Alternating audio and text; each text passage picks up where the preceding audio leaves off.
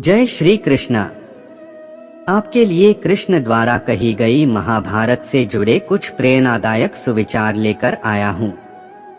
श्री कृष्ण भगवान कहते हैं, हम सभी मनुष्य कर्म के बंधन से बंधे हुए हैं, परंतु हम मनुष्य कार्य के बंधन में बंधे हुए नहीं हैं।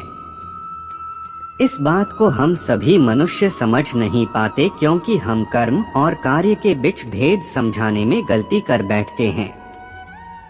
हमें सबसे पहले कर्म और कार्य में क्या अंतर है, यह समझना चाहिए। कर्म का अर्थ है किसी कार्य को करना अनिवार्य है और इस कार्य से भले ही हमें लाभ हो या न हो, यह कर किसी के लिए भी किया जा सकता है, जैसे स्वयं के लिए, परिवार के लिए या फिर समाज के लिए। यद्यपि कार्य का अर्थ यह है कि वह कार्य जिसमें स्वयं का लोभ मात्र से किया जाए, जिस कार्य से समाज का उद्धार ना हो।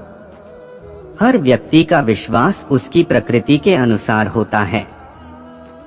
व्यक्ति का विश्वास ही व्यक्ति का निर्माण करता है। जो व्यक्ति जिस तरह का सोच रखता है, वह उसी सोच के अनुसार स्वयं का निर्माण करता है। उसका प्रकृति उसके सोच के अनुसार निर्मित होता है। यदि मनुष्य परोपकारी बनाने पर विश्वास करता है तो वह समाज में एक परोपकारी की तरह प्रसिद्ध होता है। यदि व्यक्ति का सोच दुराचार का होता है तो एक दुराचारी बन जाता है। तुम मुझ में समर्पित हो जाओ, मैं तुम्हें सभी पापों से मुक्त कर दूंगा। चेतन व अचेतन ऐसा कुछ भी नहीं है जो मेरे बगैर इस अस्तित्व में रह सकता हो। तुम उस चीज के लिए शोक करते हो जो शोक करने के लायक नहीं है। एक बुद्धिमान व्यक्ति न ही जीवित और न ही मृत व्यक्ति के लिए शोक करता है। भावार्थ, श्री कृष्ण भगवान कहते हैं कि हमें किसी भी चीज के लिए शोक व्यक्त नहीं करना चाहिए, क्योंकि इस जीवन में आगे बढ़ते रहने के लिए हमें बहुत चीजों का त्याग करना पड़ेगा। बहुत सी चीजें हमें छोड़कर चली जाएगी। यदि हम शोक प्रकट कटे रह गए तो हम अपने जीवन में आगे कैसे बढ़ेंगे। हमें शोक ना करके हमें अपने कर्म को ध्यान में रखना चाहिए तथा समाज के विकास में अपना सहयोग करना चाहिए। जो व्यक्ति जिस भी देवता की पूजा करता है, मैं उसी में उसका विश्वास बढ़ाने लगता हूँ।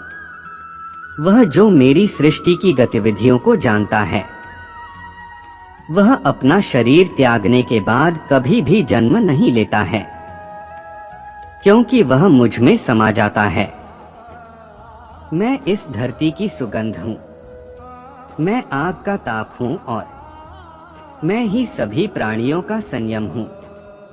श्री कृष्ण भगवान कहते हैं कि मैं हर जगह हूँ, मैं हर मनुष्य में वास करते हूँ, मैं हर किसी के भावनाओं में वास करता हूँ। मैं जल की धरा हूँ तो मैं अग्नि का ताप भी हूँ। मैं मनुष्य की श्वास में और मैं आत्मा मैं भी हूँ। मैं ही यह सृष्टि हूँ और मैं ही इस सृष्टि का रचनाकार हूँ। जो मुझसे प्रेम करते हैं और मुझसे जुड़े हुए हैं, मैं उन्हें हमेशा ज्ञान देता हूँ। अगर आपको हमारी स्टोरी अच्छी लगी हो तो अपने दोस्तों के साथ भी शेयर कीजिए और कमेंट में जरूर बताइए कि कैसी लगी हमारी ये कहानी।